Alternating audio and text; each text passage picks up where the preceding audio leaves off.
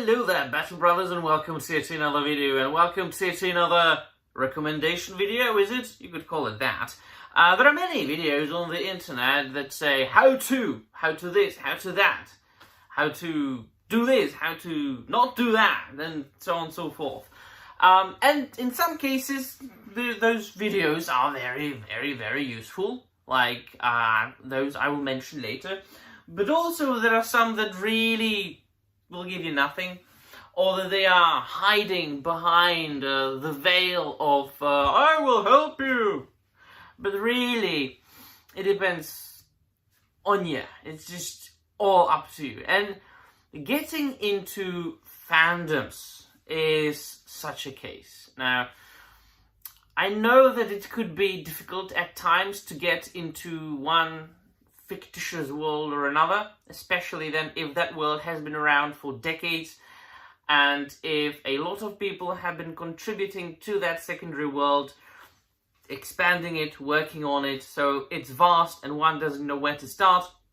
Warhammer 40k, Warhammer in general, could be such a case. Since the establishment of Games Workshop, the lore has been growing, and then of course with the establishment of Black Library, and then you have got all kinds of like different sub-factions, sub-genres, like Warhammer 40k, then you've got Warhammer Fantasy, and then right now if you look, there is Age of Sigmar, like, and then people are like, yeah, it looks interesting, how do I start? Well, look it up and check out what you find interesting, and if you are destined to be a part of the fandom and enjoy it properly, you will get there. Sometimes people recommend stuff. I mean, people did recommend Warhammer 40k to me for a long time, and I never failed to mention that in my videos. And despite being like a tremendous fantasy science fiction aficionado my entire life, I mean, like a huge fanatic into like this fiction genre, fantasy especially, I kept postponing getting into Warhammer for the longest time, for one reason or another.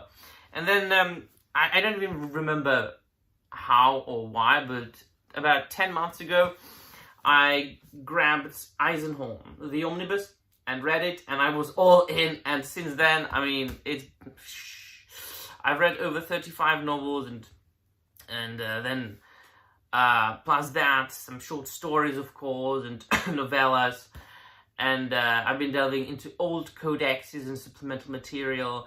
If you subscribe to Warhammer Plus, if you are like a noob to Warhammer, they've got quite a nice library of the White Dwarf back issues. I don't think they go as far as the 1990s or 1980s, but they go pretty far back. And then, like, I grabbed Horus Heresy, Horus Rising, the first one.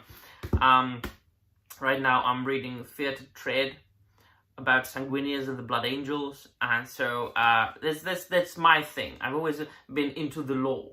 So it just happens, you just look up something and you read the synopsis and you like say to yourself, oh, is it that sounds interesting to me, whether it's like the Inquisition or something about the Astartes, the Space Marines. The other book is there that I wanted to show you. I'm not going there right now. It's the Dark Angels Omnibus. So it was one of those that I read at the very beginning, right? And so whatever like pleases you, whatever appeals to you. And then of course, talking about Warhammer 40k, we are not only talking about the books, the lore. It is an entire vast and grand hobby that started as a war game. And I really never been into war games or tabletop games, especially because I've always been more like a solitary person as far as like friendships go. I mean, and you don't play like war games with your chick, you just don't. So I don't have like many people to play it with, nor do I have time. But I love art. I love beautiful things. As you can see behind me, I'm a collector of action figures and pop culture memorabilia. And from the very get-go, I was, telling myself, you can't get into the miniatures. You can't get into them. You can't, no, just absolutely not. Just don't get into the minis. So at least I started collecting these like Joy Toy action figures, and I've got like dozens of them unopened still. Because it's toys, it's like, you know, articulated things that I enjoy, and I've always enjoyed since I was like this little. And I told myself, nah, I just don't. You have never even painted any mini, so come on. Yeah, so I bought this a week ago, and which you can see on the screen is the first mini that I painted, which is like a generic ultramarine without the symbol on his pauldrons, because I don't have transfer sheets and I didn't really trust myself with like, you know, like painting the logo freehand. And this, what you can see, is something that I finished yesterday. A generic Blood Angel and a Tyrannid that I finished. And it takes you, you know? I mean, first I told myself, right, I'm not going to get into like the merch. I started collecting Joy Toy, but I'm not going to start painting. I'm not painting. And now I'm painting, quite obviously.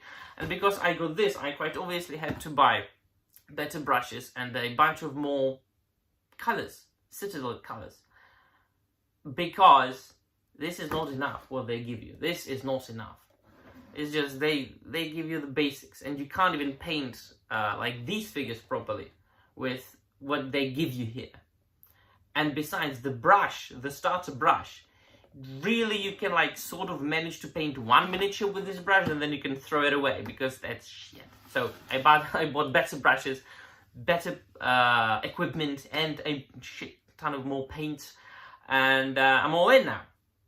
And I've even thought that, and you know, I realized that, oh wow, this new experience, me actually learning how to paint, and I'm a fast learner. I think I can learn to paint like very, very nice miniatures pretty quickly.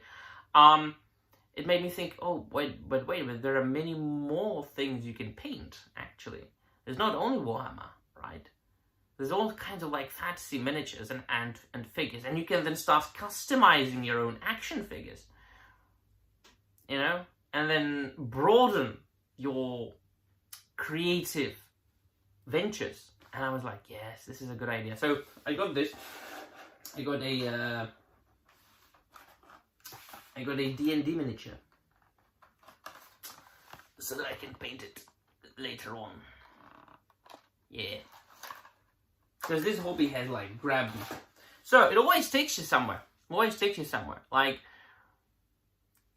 give it a go. And, like, you know, give the process some freedom. And it'll eventually turn out to be good. I have a knife here. Good, very good. Because I wanted to kill two birds with one stone. And while talking about... So, wait. The finishing thoughts of this part of the video are...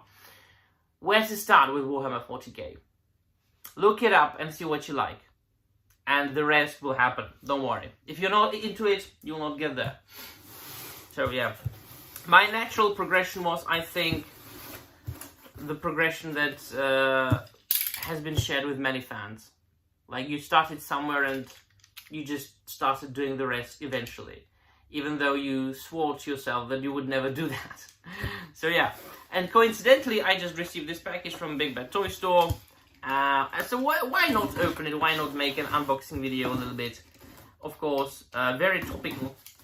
It contains a Warhammer 40k item. And I think it's my new, not really new, it has been out for some time already. It's my new Blood Angel action figure, Veteran Alberigo. But I think they're just giving names to unnamed characters that in the past came out as miniatures. And on top of that, those miniatures, like, usually you put together from like expansion packs or upgrade packs. Yeah, so for example, this Veteran Salus, you could only get this chalice, I think, in like an expansion upgrade pack. But yeah, it's cool. These toys are fine. These are great. So I have some reviews on my channel. Check them out. Yeah. So how to get into Warhammer 40k? Give it a go, and you'll see. Such as it is with almost everything, right? There's no really, it's not rocket science. Right, so let me know in the comments down below what you think. How did you get into whatever fandom you are in? Because this is quite like a very interesting thing for me, because I got into Warhammer like late in my life. I'm in my very early 30s now, and I only got into it less than a year ago. Yeah, but these things happen. So let me know in the comments down below what you think. Thank you very much for watching, and remember, the Emperor protects.